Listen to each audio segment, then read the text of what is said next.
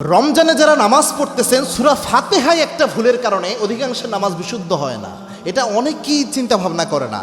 দেখেন, এই নামাজটা খুব জরুরি একটা বিষয়। বিশেষ করে রমজানে যে কোনো ইবাদতই 70 গুণ বেশি ফজিলত পাওয়া যায়। বিশেষ করে সূরা ফাতিহাতে একটা কমন মিস্টেক অধিকাংশ মানুষ করে, যার কারণে নামাজই বিশুদ্ধ হয় না।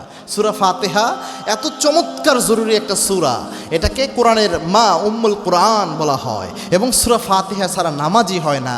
লা সালাতা লিমান লাম ইয়াকরাউ বিফাতিহাতিল কিতাব, এত চমৎকার। এবং সূরা ফাতিহা যখন আমরা পড়ি, আমরা যখন প্রথমে পড়ি আলহামদুলিল্লাহি রাব্বিল আলামিন, আল্লাহ এটার জবাব দেয় হামিদানি আবদি। ও ফেরেশতারা, আমার এই গোলামদেরকে সৃষ্টি করার জন্য নিষেধ করেছিলা, তাকায়া দেখো আমার গোলামরা আমি আল্লাহ রাব্বুল আলামিনের প্রশংসা করছে। আমরা যখন পড়ি আর রহমানির রহিম, আল্লাহ তখন বলে মাজ্জাদানি আবদি, দেখো আমার বরত্ব বর্ণনা করছে। এইভাবে একটা করে আয়াত আমরা সূরা ফাতিহায় পড়ি, আল্লাহ জবাব দিতে থাকেন প্রত্যেক আয়াতে। পড়তে পড়তে আমরা যখন পড়ি ইয়াকা না'বুদু ওয়া ইয়াকা নাস্তাঈন, আল্লাহ তখন বলে হাযা বাইনি ওয়া বাইনা আবদি, এটা আমার এবং আমার বান্দার মধ্যে সীমাবদ্ধ। আমার বান্দা আমার কাছে যা চায়, আমার বান্দারে আমি আল্লাহ তাই দান করে দেব। সুবহানাল্লাহ।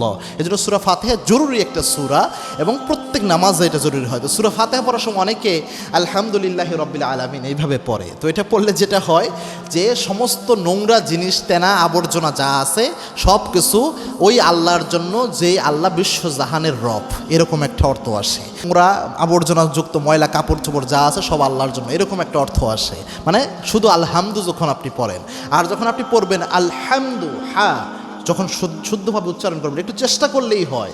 এত কিছু আমরা পারি, সামান্য যেই সূরাগুলো মিনিমাম আমরা নামাজের মধ্যে পড়ি, এগুলো যদি একটু কষ্ট করে আমরা শুদ্ধ করে নিই তাই কিন্তু হয়। তো আলহামদুলিল্লাহি রাব্বিল আলামিন এইভাবে যখন আপনি হা উচ্চারণ করবেন, তখন অর্থটা হয় সমস্ত প্রশংসা সেই আল্লাহর জন্য, সেই রবের জন্য যিনি বিশ্বজাহানের প্রতিপালক, এরকম একটা অর্থ আসে। সুতরাং আমরা যেন উচ্চারণের সময় মিনিমাম যে সূরাগুলো আপনি নামাজে পড়েন এগুলো যেন শুদ্ধ হয়, শুদ্ধ করার চেষ্টা করেন। পরিপূর্ণ শুদ্ধ না হলেও মিনিমাম যে চেষ্টা করতেছেন আপনি শুদ্ধ করার, এজন্য ডবল সওয়াব আল্লাহ আপনাকে দিবে।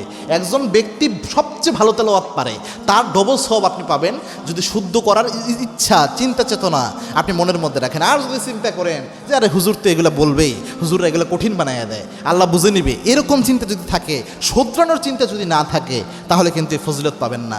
এজন্য দুনিয়ার সব সুন্দরভাবে বলেন, ইংলিশ সবচেয়ে সুন্দর উচ্চারণ করার জন্য ফনেটিক্স শিখেন, কেমনে আইলস দিয়ে বাহিরে চলে যাওয়া যায়, সবচেয়ে ভালো ইংলিশ প্রোনাউন্সিয়েশন কেমনে হয়, কেমনে ভালো উচ্চারণ স্কিলকে আরও ডেভেলপ করা যায়, এই ক্ষেত্রে এফোর্ট দিতে পারেন। বাট যে কোরআন সবচেয়ে শ্রেষ্ঠ গ্রন্থ, যেটা আপনার হেদায়েতের সবচেয়ে বড় বাহন, যেটা আপনার গাইডলাইন হিসেবে কাজ করবে, এটাই আপনি জানলেন না, এটাই উচ্চারণ শুদ্ধভাবে করতে পারলেন না, এর চেয়ে আফসোস আমাদের জন্য আর কিছু হতে পারে না। আল্লাহ আমাকে সহ আপনাদের সকলকে বুঝদান করুন। আল্লাহুম্মা আমিন।